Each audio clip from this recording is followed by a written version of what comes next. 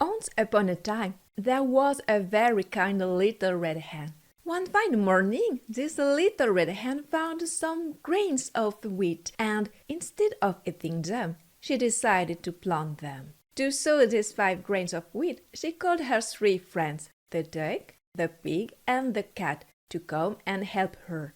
But the little red hen's 3 friends couldn't help her plant the 5 grains of wheat because they were all too busy. The pig grunted, "I would have liked to, but I haven't finished my meal," and he went away just as he had come. The cat purred, "Another time, with pleasure, but I need to get back to grooming myself," and he slipped away on his soft paws. The duck quacked, "Impossible for me. I have a date with Jane's duck," and he walked away waddling. "Well, then I will plant these seeds myself," said the little red hen, and that's what she did. Time passed, and the wheat grew. Soon the time came for the harvest, the time to cut down the tall stalks of wheat, and of course the little red hen called her 3 friends to help her. The duck quacked, "I don't have time. I have to go splash around," and he walked away waddling.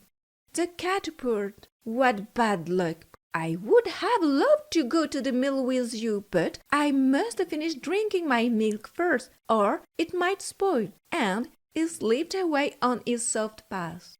The pig grunted, "I would have been a pleasure, but today is my mud bath day," and he went away just as he had come.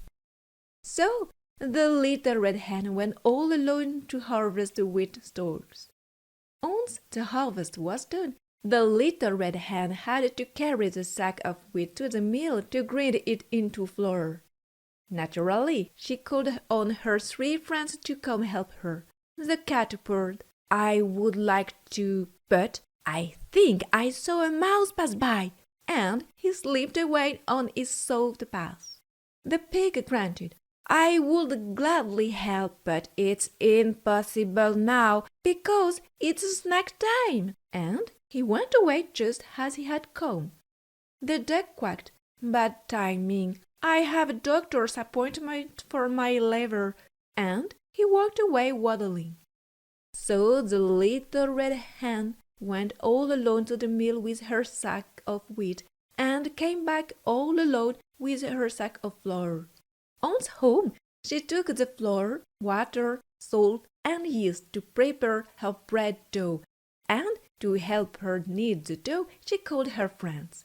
The cat purred, "Oh, I'm really sorry, but I needed to go smooth out my whiskers," and he slipped away on his soft paws. The pig grunted, "I would have loved to, but I need to curl my corkscrew tail," and he went away just as he had come. The duck quacked, "Shoot, I don't have time. I needed to check if my neck is properly green," and he walked away waddling. So the little red hen kneaded the dough all by herself, let it rest, rise, and then baked the bread on her oven all by herself. When the bread was ready, she called her friends. "Who wants to help me to eat this delicious bread?" Me," grunted the pig. Me," quacked the duck. Me," purred the cat.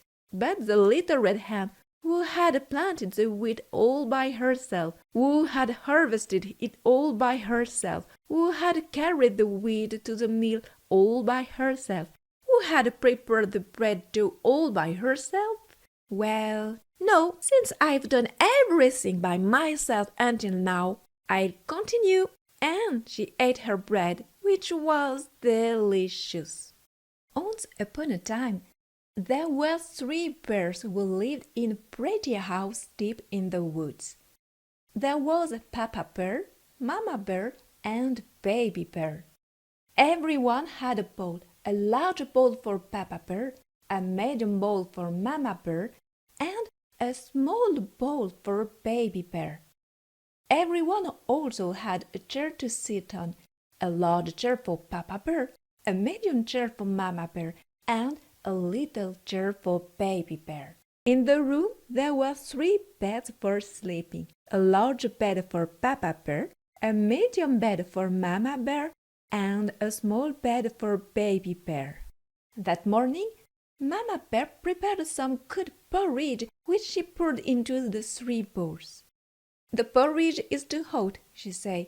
"If we eat it now, it will burn our tongues." "Let's go for a walk while we wait for it to cool," suggested Papa Bear. Yes, let's go for a walk," Baby Bear repeated. "We'll pick berries." They took a basket and headed into the woods. While they were picking berries, a little girl came out onto the path and saw the house of the 3 bears. She was called Goldilocks because of her curly blonde hair. First, she looked through the window, then through the keyhole, and finally she pushed the door and shouted, "Hey, is anyone there?" When no one answered, she entered. She was also very hungry when she saw the 3 bowls filled with good porridge on the table. She really wanted to taste it. She tasted Papa Bear's porridge. "Wow, it's so hot," she said, putting the spoon back in the bowl. She then tasted Mama Bear's porridge. "Oh, it's too cold," she said, dropping the spoon on the floor. She finally tasted Baby Bear's porridge and found it so good that she ate it all and even licked the bottom of the bowl. Then she wanted to rest. She saw the 3 chairs and she climbed onto Papa Bear's big chairs, but it was really too hard. She got off the chair, tipping it over. She tried Mama Bear's medium chair, but there were too many cushions and she found it too soft. She finally sat down on Baby Bear's little chair and found it exactly to her liking, neither too hard nor too soft. She had fun jumping on it, so much so that she ended up breaking the seat and falling to the ground. "I'm tired," she said. "I could use some sleep." She went up to the bedroom when she saw 3 beds. She climbed onto Papa Bear's big bed, grabbing onto the blankets and dropping them to the floor, but it was too hard. So she tried Mama Bear's medium bed, but no matter how much she threw the pillows on the floor, it was far too soft. She settled into Baby Bear's little bed, which she found just right. She buried herself under the covers and fell asleep. After some time, thinking that the porridge had cooled enough, the 3 bears returned home, but when they put the basket full of berries on the table, they noticed that someone had come. "Someone tasted my porridge," Papa Bear said in his big gruff voice when he saw the spoon on his bowl. "Someone tasted my porridge," said Mama Bear in her average voice when she saw her spoon on the floor. "Someone tasted my porridge and ate it all," whined Baby Bear in his tiny voice. They started to look around and thought that the 3 chairs had been moved. "Someone sat on my chair?" Papa Bear growled in his big gruff voice as he put his chair back in place. "Someone sat in my chair," said Mama Bear in her average voice, putting the cushions back in place.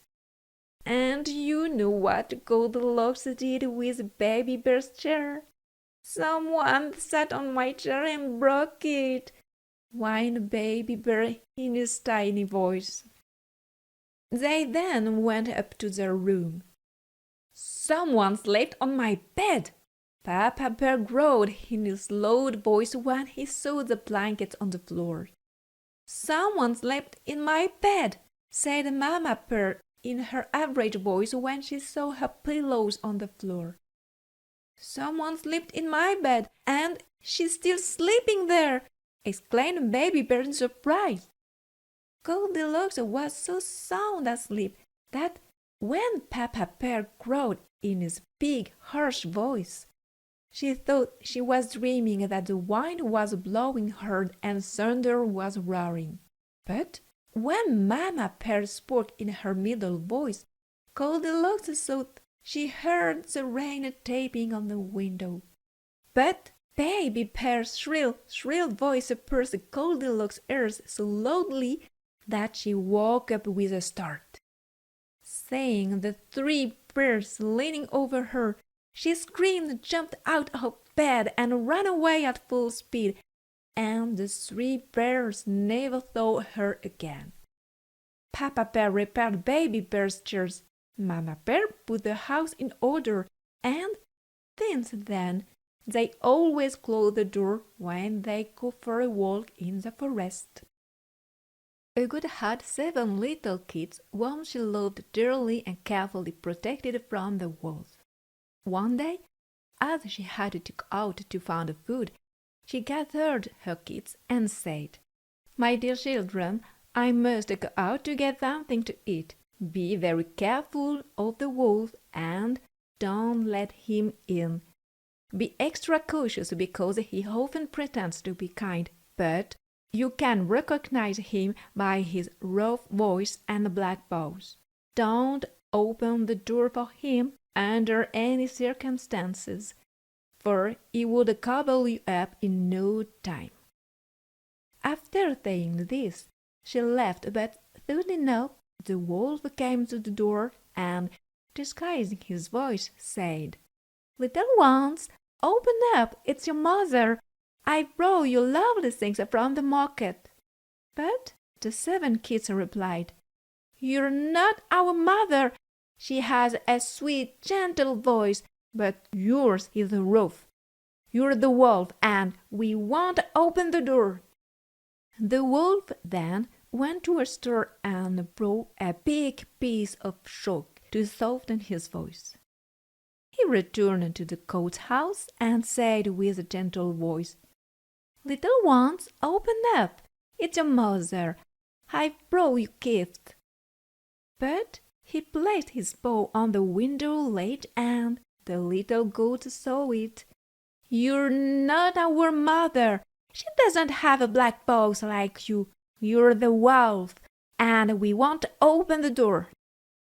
Furious, the wolf went to the baker and said, "Cover my paw with fresh dough." Then he went to the miller and said, "Coat my paw with your white flour."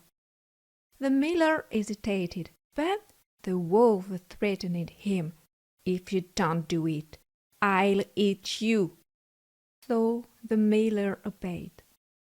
The wolf returned to the goat's house and said, "Little ones, open up, it's your mother. I've brought you some gift." The kids asked to see the paw, and since it was white, they believed it was the mother and opened the door. The wolf came in. When they realized who it was, they quickly hid, one under the table, another in the bed, a third in the oven, the fourth in the kitchen, the fifth in the wardrobe, the sixth under a big bowl, and the 7th inside the clock. But the wolf found them all and swallowed them, except for the youngest, who had hidden in the clock. Satisfied, the wolf left, and shortly after, the mother goat came back home. What a shock when she saw that the wolf had eaten her little ones! She thought they were all dead, and began to cry when suddenly the youngest came out of the cloak and explained what had happened. Meanwhile, the wolf, feeling full, had gone to a field to take a nap in the sun. The goat saw him and thought she might still be able to save her kids, so she said to the youngest, "Go get a needle, thread, and scissors, and follow me." They approached the sleeping wolf, and the mother goat said, "Here's the big bad wolf sound asleep." She took the scissors, cut open the wolf's belly, and miraculously the 6 little goats were still there, alive, as the wolf had swallowed them whole. The mother goat hugged her children with tears in her eyes, then asked them to go find some big stones. They filled the wolf's belly with the stones and sewed him back up. Then they hid behind a hedge. When the wolf woke up, he felt very heavy and said, "Oh, my stomach feels so full." He thought some water would help, so he headed to a well to drink. But the weight of the stones pulled him forward, and he fell into the well. When the goat and her 7 kids saw this, they jumped for joy and danced around the well. Once upon a time, a young boy named Jack who lived with his mother. They had no money and nothing left to eat. "We have no choice but to sell our old cow," said Jack's mother. "Take her to market and sell her for a good price." So Jack set off with the cow. Before long, he met an old man who asked, "Are you selling that fine cow?" "Yes," Jack replied. "Well, I'll give you these magic beans for her," said the man. "They don't look much, but if you plant them, you will soon be rich." Jack liked the sound of that, and he gave the cow to the man. When Jack showed his mother the beans, she was very angry. "Silly boy, go to your room," she cried, throwing the beans out of the window. The next morning, when Jack woke up, his room was strangely dark. He looked out of his window and saw a plant so tall that he couldn't see the top of it. "It must be a magic beanstalk," he cried. Jack started to climb. When he reached the top, he saw a giant house. Jack's tummy was rumbling with hunger, so he knocked on the enormous door, and a giant woman answered. "Please, may I have some breakfast?" asked Jack. "You'll be my breakfast if my husband sees you," said the woman. But Jack begged and pleaded, and at last the giant's wife let him in. She gave him some bread and milk and hid him in a cupboard. Soon Jack heard loud footsteps and felt the cupboard shake. "Fee-fi-fo-foom, I smell the blood of an Englishman," roared the giant. "Don't be silly," the giant's wife said. "You smell the sausages I've cooked for your breakfast." When the giant had finished eating, he counted the hundreds of huge gold coins in his treasure chest. But soon the giant fell asleep. As quick as a flash, Jack came out of the cupboard and took all the money. He ran out of the house and climbed down the beanstalk and gave the money to his mother.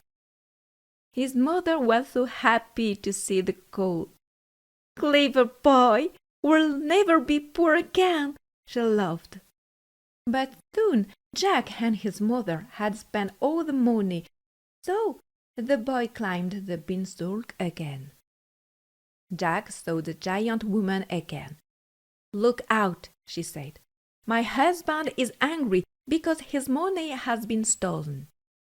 After eating his breakfast, Jack hid in the cupboard just as the giant arrived home for lunch. "Fee-fi-fo-foom, watch out everyone, here I come," roared the giant. When he had finished eating, his wife brought him his pet hen. "Lay," he bellowed, and the hen laid a golden egg. It laid 10 eggs before the giant started to snore. Jack couldn't believe his luck, so he came out of the cupboard and took the hen. Then he climbed down the beanstalk. His mother beamed when she saw the hen lay a golden egg. "We will never be hungry again," she said. But even though Jack and his mother were rich, the boy decided to climb the beanstalk one more time. Jack saw the giant woman again. "Look out," she said. "My husband is angry because his hen and his money were stolen." "Fee-fi-fo-foom, watch out, everyone! Here I come!" roared the giant. "You must hide in the cupboard again," said the woman. When the giant came home, his wife brought him his magic harp. "Play," he roared. And the harp played such sweet music, the giant soon fell asleep. Jack saw his chance and grabbed the harp. As he ran, the harp cried out, "Master, help!" The giant woke up and began to chase Jack down the beanstalk. "Mother, bring me the eggs!" Jack yelled as he reached the ground. He chopped at the beanstalk with all his might. Crack! The giant crashed to the ground and died. And that was the end of the giant. When his mother heard the harp play, she laughed and hugged Jack tightly. "My clever boy," she said. And the two of them were not poor, and they lived happily ever after. Once upon a time, there was a king and a queen who dreamed every day of having a child. "Oh, if only we had a baby," they would say. But alas, time passed, and still no baby in sight. Until one day, while the queen was taking a bath, a frog suddenly jumped out of the water and said with a big smile, "Don't worry anymore. Before the year is over, you will have a little girl." And just like magic, the frog's predictions came through. The queen gave birth to a beautiful baby girl, so beautiful that the king was overjoyed. To celebrate this happy event, he decided to throw a huge party. He invited all their friends, family, and even the fairies of the kingdom to give the blessings to the princess. But there was a small problem. There were 13 fairies in the kingdom, and the king only had 12 golden plates, so one of the fairies wasn't invited. The party was splendid. The fairies, one by one, gave the princess incredible gifts. One gave her beauty, another kindness, a third gave her grace, and so on. But suddenly, the 13th fairy, the one who hadn't been invited, stormed into the hall. She was furious. Without saying a word to anyone, she cast a terrible curse. "When the princess turns 15, she will prick her finger on the spindle and fall dead." Everyone was frozen with fear. Luckily, the 12th fairy, who hadn't yet given her blessing, stepped forward. She couldn't undo the curse, but she could soften it. "The princess won't die," she said. "She will only fall into a deep sleep, but for 100 years. Terrified that this curse might come through, the king ordered that every spindle in the kingdom be burned. Despite this, the princess grew up, becoming more beautiful, kinder, and more loved by all with each passing day. The day of her 15th birthday finally came. The king and queen were away, leaving their daughter alone in the castle.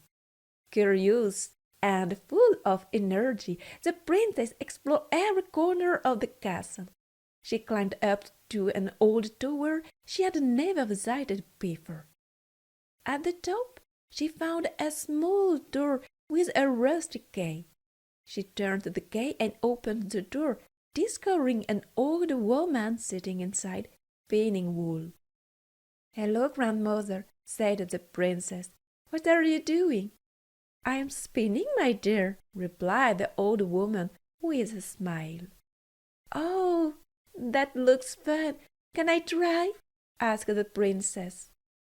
Without hesitation, she took the spindle in her hands and pricked her finger. In an instant, she fell into a deep sleep, and this sleep spread throughout the entire castle. The king, queen, servants, and even the animals all fell asleep. Even the fire in the earth went out, and outside a giant forest of thorns began to grow round the castle, hiding it completely. Years passed, and soon no one remembered the castle's existence.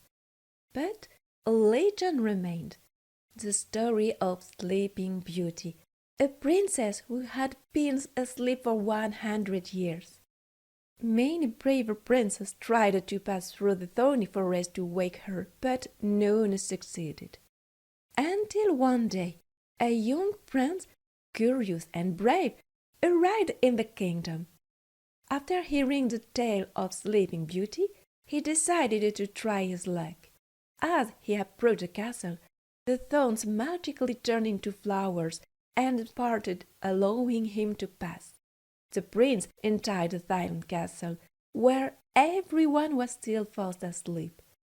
He climbed up to the tower, opened the door to the small room, and there he saw Sleeping Beauty, so beautiful that he couldn't look away. Without thinking, he leaned down and gave her a gentle kiss. At that very moment, the princess opened her eyes and smiled.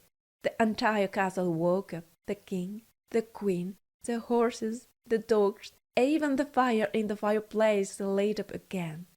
The prince and Sleeping Beauty were married in great joy, and they lived happily ever after. And, of course, no one ever pricked their finger on a spindle again.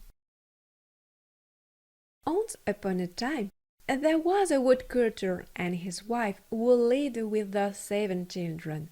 The youngest of them, Little Thumb, was so small that everyone called him that. The family was very poor and hardly had anything left to eat. With heavy hearts, the parents decided to take their children into the forest and leave them there, hoping they might have a better chance of survival. Little Thumb, who had sharp ears, overheard their plan. He didn't say anything to his brothers, but before leaving, he slipped some small white papers into his pocket. The next day, the parents took the children deep into the forest. When the children were busy playing, the parents quietly slipped away. When the children realized they were alone, they were scared and started to cry. But Little Thumb, calm and clever, said, "Don't worry, follow me. I left papers along the path so we can find our way home." Thanks to his cleverness, they returned home without any trouble. However, despite their return, the situation hadn't changed. The family still had no food. Desperate, the parents decided to try losing the children in the forest again. This time, Little Thumb couldn't gather papers as the door was locked. So he used the crumbs from his piece of bread to mark the way. Unfortunately, when they tried to follow the crumbs to find their way back, they discovered that the birds had eaten them all. The children were lost in the heart of the forest. Tired and hungry, they walked until they saw a light in the distance. It was the house of an ogre. They knocked on the door, and a woman opened it. "Please, can we have something to eat and stay the night?" the children asked. The woman, who had a kind heart, replied, "Come in quickly, but hide well. My husband is an ogre who eats children." Trembling, the boys hid under the bed. When the ogre came home, he sniffed the air and roared, "I smell fresh flesh." His wife tried to calm him down by saying, "It's just the chicken I cooked." But the ogre wasn't fooled and found the children hiding under the bed. "I'll eat them tomorrow morning," he growled, rubbing his belly. That night, the children were put to bed in the same room as the ogre's 7 daughters, who each wore a beautiful crown. Little Thumb, once again thinking quickly, was afraid that the ogre might come in the night to eat them. So he caught up and switched the crowns from the ogre's daughters with his brother's nightcaps. When the ogre came into the room, thinking he was touching his daughter's head, he accidentally killed his own children instead because of the swap Little Thumb had made. At dawn, Little Thumb woke his brother, and they fled through the forest. When the ogre discovered his mistake, he was furious and put on his 7-legged boots to chase after them. These magical boots allowed him to take huge steps and cover great distances in no time. The children hid under a rock, and the ogre, exhausted from running, lay down near a tree and fell asleep. Taking advantage of this moment, Little Thumb approached quietly, took the ogre's magical boots, and put them on. They fit perfectly as they were enchanted. With these boots, Little Thumb returned to the ogre's house and said to his wife, "Robbers have captured your husband and are demanding all the gold from your house in exchange for his freedom." Panicked, the woman gave him all the money she had. When Little Thumb and his brothers returned home, they found the parents who were overjoyed to see them. Thanks to the gold he had brought back, the family never went hungry again. The parents were filled with joy and grateful for their son. As for the ogre, when he woke up, he realized he had made a terrible mistake. Filled with remorse, he decided never to eat children again. And so Little Thumb saved his family, and they lived happily ever after.